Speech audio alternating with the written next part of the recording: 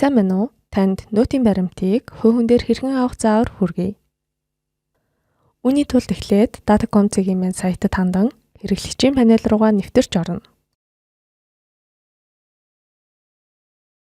Нэвтэрч орсны дараа дэлгэцийн зүүн талд төлбөр тооцоо хэсгийн нэхэмжлэл нот дээр дарна.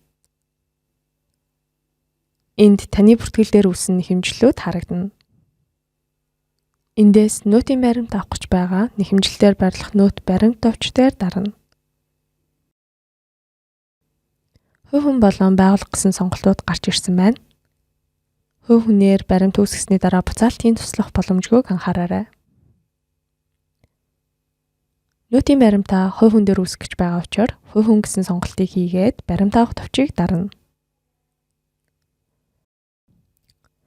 Дэлгэцэнд QR код болон суглааны дугаар харагдаж байна.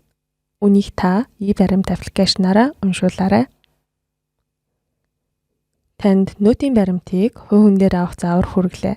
Анхаарал тавьсанд баярлалаа.